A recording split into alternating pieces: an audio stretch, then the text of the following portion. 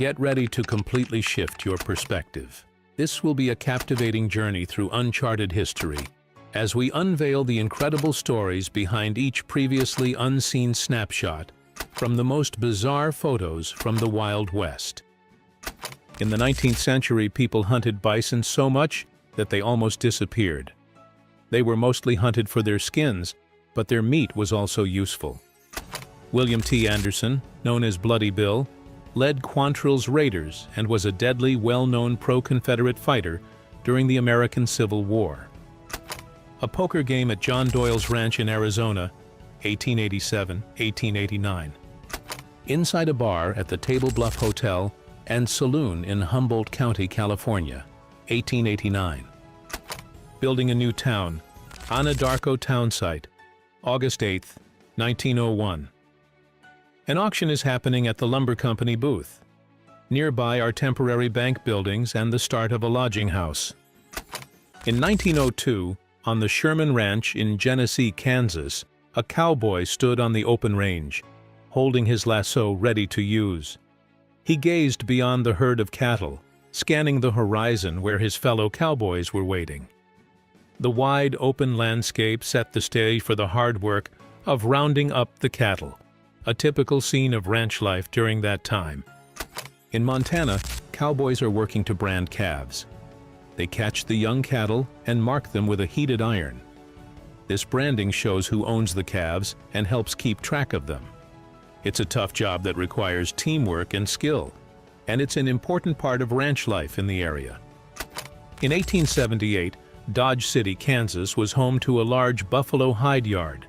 This yard stored an incredible 40,000 buffalo hides, showing how big the buffalo hunting industry was at the time. These hides were used for various products like clothing and tools, but also showed the huge impact on buffalo populations during this era. These old photos of the Wild West show the tough lives of pioneers. After the Civil War, railroads opened the West for settlement and development. Historians say the Old West era lasted from 1865 to 1890, when the Census Bureau declared the frontier closed. The frontier was the edge of settled land, where new communities formed. Frederick Jackson Turner, a famous thinker, believed the frontier shaped American identity, helping create a united and diverse nation. In 1905, Hazen, Nevada, had many saloons and rough places. These spots were popular for drinking, gambling, and other wild activities. Hazen was known as a tough town where people went to escape rules and have fun. The saloons were loud and busy, showing the wild side of life in the American West at that time. We don't know the names of the men in this photo, which was taken around 1880. However, some historians think the man standing in the picture might be John Kinney. By 1875, Kinney was known as the leader of one of the most feared groups of rustlers, people who steal cattle, in southern New Mexico. His gang was known for causing trouble in the region, and Kinney became famous for his criminal activities during that time. The photo shows a moment from his life, though his identity is not confirmed. Geronimo, who bravely ran in a zigzag pattern toward soldiers, dodging bullets until he was close enough to fight with his knife. Geronimo was a Mescalero Chiricahua Apache, also called the One Who Yawns. Before becoming a famous Apache leader, he was a medicine man who didn't even know how to use a rifle. Instead, he relied on his courage to face armed enemies. His quest for revenge began after Mexican soldiers killed his wife and children. One night, mountain spirits spoke to him, saying, "You will not die in battle or by a gun. I will guide your arrows." In battle, Geronimo did something unexpected. Instead of shooting arrows from far away, he ran straight at the armed soldiers, zigzagging to avoid being hit. When he got close, he used his knife, grabbed their rifles, and ran back to his people. He repeated this so often that Mexican soldiers, terrified of his daring attacks, started yelling, "Geronimo!" whenever he charged. In 1893, Apache people delivered hay to American settlers in Arizona. This shows how they worked to adapt to changes in their lives while helping the settlers. The Apaches were skilled at using the land's resources, and their efforts supported both their own communities and the settlers living in the area during that time. By the 1880s, most Native Americans were forced to live on reservations, usually in areas white settlers didn't want. In the late 1800s, cowboys became symbols of the West, often shown as brave heroes in stories and culture. But this image isn't accurate. The first cowboys were Spanish vaqueros, who brought cattle to Mexico long ago. Black cowboys were also part of the West. In reality, cowboy life was tough, with hard work, bad living conditions, and little money. European immigrants often settled in groups based on religion and ethnicity. For example, Finns went to Minnesota and Michigan, Swedes and Norwegians to Minnesota and the Dakotas, Irish to railroad towns, Volga Germans to North Dakota, and German Jews to Portland, Oregon. African Americans moved west as soldiers, cowboys, farm workers, saloon workers, cooks, and outlaws. The Buffalo Soldiers were black soldiers in the 9th and 10th Cavalry and 24th and 25th Infantry Regiments led by white officers serving at western forts. About 4,000 black people came to California during the Gold Rush. After Reconstruction ended in 1879, thousands of freedmen left the South for Kansas. Called exodusters, they hoped for cheap land through the Homestead Act and fairer treatment. Nicodemus, Kansas, an all-black town founded in 1877, was settled before the exodusters but is often linked with them. In 1878, Cheyenne Indians were held as prisoners in the county jail in Dodge City. They had been captured while trying to leave a reservation in Oklahoma and returned to their homeland in the Black Hills. This event shows how Native Americans struggled to keep their connection to their traditional lands. By 1913, stories like this reflected the challenges Native communities faced during this time, as they fought to preserve their culture and freedom while facing strict government rules and forced relocations. In 1900, Judge Roy Bean's office in Langtry, Texas, was also a saloon. People came here to drink and handle legal matters, like signing papers. Known as the Law West of the Pecos, Judge Bean ran the place in his own unique way. This building was both a center for law and a spot for socializing. Hine and Farragher say frontier history is about building communities, using land, growing crops, and forming states. It's a story of conquest, survival, and blending cultures that shaped America. Turner highlighted how free land and westward settlement drove American growth. Henry McCarty, better known as Billy the Kid, was a famous outlaw and gunfighter from the Old West. People say he killed 21 men before he was shot and killed at just 21 years old. By 1881, Billy the Kid was a wanted man. He was accused of killing a sheriff in Nebraska and another man in a New Mexico saloon. A $500 bounty was placed on his head, and he was eventually caught and put on trial. The trial didn't go well for Billy. The judge found him guilty and declared he would hang until he was dead, dead, dead. Billy, always defiant, replied, "You can go to hell, hell, hell." With his execution date approaching, Billy pulled off a daring escape. On April 28, 1881, he tricked the deputy guarding him into taking him to the outhouse. Once there, Billy managed to slip out of his handcuffs, grab the deputy's gun, and shoot him. Knowing the sheriff would come after him, Billy climbed onto the courthouse roof. When the sheriff arrived, Billy taunted him, saying, "Look up, old boy, and see what you get," before shooting him too. Billy the Kid then stole a horse and rode out of town, leaving chaos behind him in one of the most legendary escapes of the Old West. This 1904 photo by Edward Curtis shows Navajo riders crossing the desert in Arizona's Canyon de Chelly. It is called an orotone and is one of his most famous works. The image captures the beauty of the canyon and the connection between the Navajo people and their land, making it a powerful and well-known photograph. Cities were key to developing the frontier, serving as transportation hubs and providing goods, services, and entertainment. After 1860, railroads built towns in the West to support workers and passengers at train stops.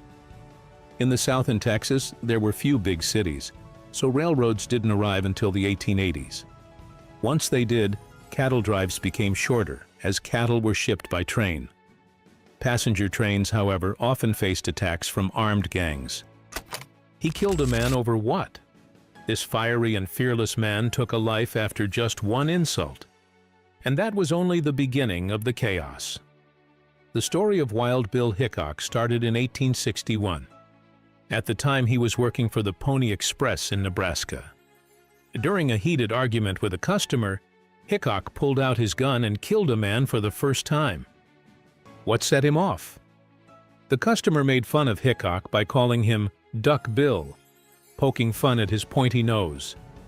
The situation quickly spiraled out of control, leaving 3 men dead. Hickok was put on trial, but the court found him not guilty, allowing him to walk free. From that point on, Hickok's legend grew. Stories about him claimed he wrestled a bear and could shoot the center of the letter O on a sign from 50 yards away, 6 times in a row. With skills like that and a fierce reputation, few people were brave enough to mess with Wild Bill Hickok. Settlement from the east changed the Great Plains. Bison were nearly wiped out, and farmers replaced natural grasses with crops like wheat. Railroads boosted the cattle industry, making it easier to sell cattle. These changes and white settlement greatly impacted Native Americans, who faced defeat due to the settlers' numbers and U.S. military power. In the 1850s, photography changed. The daguerreotype, an early photo method, became less popular when a cheaper option called ambrotype became available. Ambrotypes were pictures on glass plates.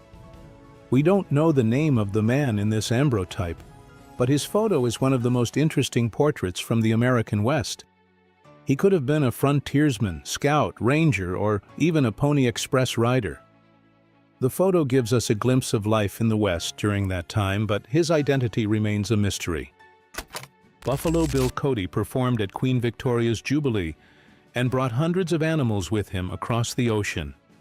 Buffalo Bill turned the Wild West into a live show, and in 1887, he took it on tour to London for Queen Victoria's Jubilee celebration. He didn't travel light.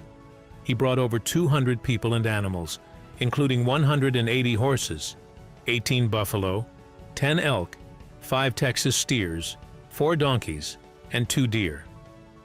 In Britain, the show almost caused trouble when sharpshooter Annie Oakley offered to shake hands with the Prince of Wales. But instead of being upset, the future King Edward VII loved the show and encouraged Queen Victoria to attend. Huge crowds of 30,000 came to watch, excited to see the Wild West in person. Buffalo Bill wasn't just a great entertainer, he also had progressive ideas. When asked if he supported women's right to vote, he said, "Write it in big, bold letters that Buffalo Bill supports women's suffrage." He added, "Those men who complain about women stepping up make me laugh. If a woman can do the same work as a man and do it just as well, she deserves the same pay." In 1875, miners set up a camp in San Juan County, Colorado, near the North Star and Mountaineer lodes. These camps were temporary homes for miners searching for gold and silver. Life was tough, with simple tents and hard work. This camp shows how miners lived while trying to strike it rich in the Colorado mountains. Cattle drives usually took about 3 months, and during that time, cowboys didn't have many chances to bathe. At the end of the drive, when they reached the end of the trail, they would finally take a bath. After cleaning up, the cowboys would go into a nearby cow town to relax and celebrate their hard work. It was a time for them to enjoy themselves after spending a long time on the trail, working with cattle and traveling long distances in the outdoors. Imagine crashing 2 trains on purpose as a stunt. Sounds impossible today, right? But in 1896, they actually did it. William Crush, working for a railroad company, planned a head-on train collision to entertain people. On September 15, 1896, a temporary town called Crush, Texas was set up for the event, and 40,000 people showed up. The trains raced at 50 miles per hour and smashed together in a deafening crash. But then, both boilers exploded, sending flying debris everywhere. What started as a spectacle turned tragic. 2 people died, many were injured, and even a photographer lost an eye. Crush was fired immediately, but the publicity was huge, and the company rehired him. This risky stunt became one of the most talked about events of the Old West, leaving a mark on history despite its deadly outcome. Bill Doolin, an outlaw in Oklahoma Territory, had a reward on his head. In August 1896, he was shot and killed by Deputy U.S. Marshal Heck Thomas. Doolin had about 20 buckshot wounds. Thomas collected a reward of nearly $1,500 and shared it with his 7 posse members for capturing the notorious criminal. Tiburcio Vasquez was one of the most famous Hispanic outlaws in Old West history. This photo, taken around 1865, shows him during his criminal career, which lasted for 20 years. He was known for stagecoach robberies, stealing cattle, and other crimes. Vasquez became notorious for his daring actions and his ability to escape the law. However, his crime spree ended in 1875 when he was captured and hanged. His story remains one of the most well-known tales of the Old West's outlaws. Cowboys were proud of their work herding cattle, and they often took studio photographs to show off their skills and clothing. In this photo from the 1880s, the cowboy proudly poses with his Colt single-action Army revolver. He is wearing his favorite outfit, showing his pride in being a cowboy.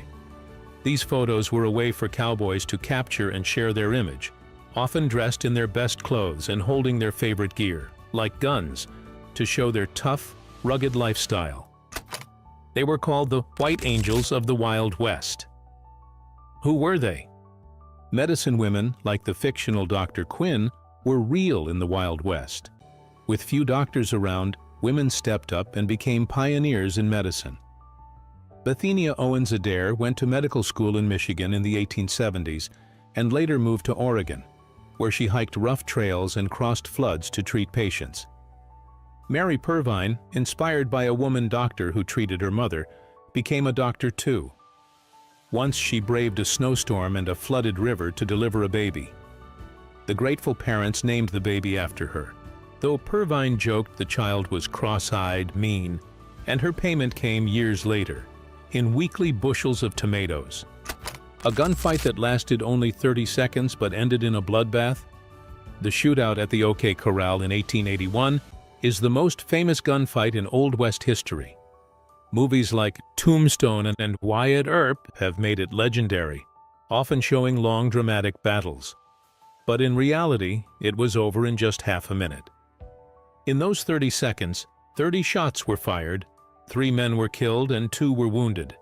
A lot of violence packed into a very short time. In 1899, Pearl Hart became famous for robbing one of the last stagecoaches in the Old West.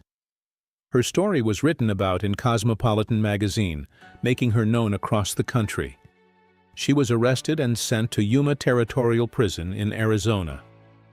In 1902, for reasons that are not clear, the governor pardoned her, and she was released early. Pearl Hart's story became famous because she was a woman who took part in a crime usually associated with men. In 1893, Perry, Oklahoma, built its first waterworks. This was an important step for the town, providing water to homes and businesses. Before this, people had to rely on wells or nearby rivers. The waterworks made life easier and helped the town grow. It shows how communities worked hard to improve living conditions. In 1871, correspondent Fred W. Loring posed with his mule in Arizona. Just 2 days after this photo was taken, he was killed in an Apache attack. Loring was traveling and reporting on life in the West. This image captures his last moments before tragedy struck, showing the dangers faced by those exploring or working in the unsettled frontier. Rose Dunn became famous as the Rose of Cimarron when she was 15 years old. In 1895, she reportedly helped her outlaw boyfriend during a gunfight between lawmen and outlaws in Ingalls, Oklahoma Territory. Some people think this photo was taken to promote the 1915 movie, The Passing of the Oklahoma Outlaws. However, it's clear that this photo was actually taken in the 1890s during the time of Rose's famous involvement in the gunfight. Her story became well known in the Wild West. James Beckwourth, known for his storytelling, lived an adventurous life as bold as the Wild West. Born to a white officer and an enslaved mother, he defied the odds early on. After being educated in Missouri, he became a scout and explorer with the Rocky Mountain Fur Trading Company in the 1820s. Beckwourth's career was full of daring exploits, including discovering Beckwourth Pass and helping establish Pueblo, Colorado. He served under General John C. Fremont and took part in conflicts between settlers and Native Americans. Though his autobiography, The Adventures of James P. Beckwourth, exaggerated some details, like claims of being captured and adopted by the Crow tribe or misrepresenting his marriage, his stories remain captivating. They offer a vivid glimpse into the adventurous and larger-than-life character of this fascinating figure from the Old West. The 5 men in the Rufus Buck gang were the only people to be hanged in Fort Smith, Arkansas, for the crime of rape. They were executed on July 1, 1896. This was one of the most well-known executions in U.S. history, and as far as we know, it was the largest mass execution for rape. The gang was involved in a series of violent crimes in the Indian Territory, and their execution marked a significant moment in the history of justice in the Old West. Texas John Slaughter was a Texas Ranger during the Civil War before he became a cattle businessman. He later opened his final ranch near Douglas, Arizona. Robert G. McCubbin, the world's leading collector of Old West photos, believes this cabinet card from around 1885 shows the best group photo of real working cowboys from the frontier. The photo captures the hard-working cowboys who worked on Slaughter's ranch and is considered one of the most important images of cowboy life during the Old West. In Greenwood County, Kansas, a group of travelers stopped to have lunch next to their wagon. They were taking a break during their journey, sitting by the wagon to rest and enjoy their meal before continuing on their way. It shows a peaceful moment during their long trip across the land. Kit Carson was the ultimate frontiersman. He worked as a fur trader, explorer, mountain man, and guide for John Pathfinder Fremont. He also served as an Indian agent, helping to manage relations between settlers and Native Americans. Kit Carson became famous for his bravery and skills in the wild. This photo of him was likely taken sometime in the 1850s, capturing the image of a legendary figure from the American West. His adventurous life made him a well-known hero of the frontier. Belle Starr, known as the Bandit Queen of the Indian Territory, was a woman famous for her connections with outlaws. She associated with well-known outlaws like Cole Younger and even married 2 of them, Jim Reed and Sam Starr. This photo, taken in 1886, shows her sitting proudly on her horse. Belle was a unique figure of the Wild West, living a life full of excitement and danger. Sadly, she was mysteriously murdered in 1889, just 3 years after this picture was taken. Her life and death remain part of the legends of the American frontier, showing how women, too, could be part of the wild and lawless world of outlaws in those times. Black Elk, far left in the photo, was a Lakota Sioux who took part in 2 important events in history: the Battle of Little Bighorn in 1876 and the Wounded Knee Massacre in 1890. Between these times, he became a show Indian called Skate Wicasa in his language. He traveled with Buffalo Bill Cody's Wild West show, performing native dances and traditions. In 1887, Black Elk and another Lakota, Elk, Left, performed for Queen Victoria during her Golden Jubilee in London, England.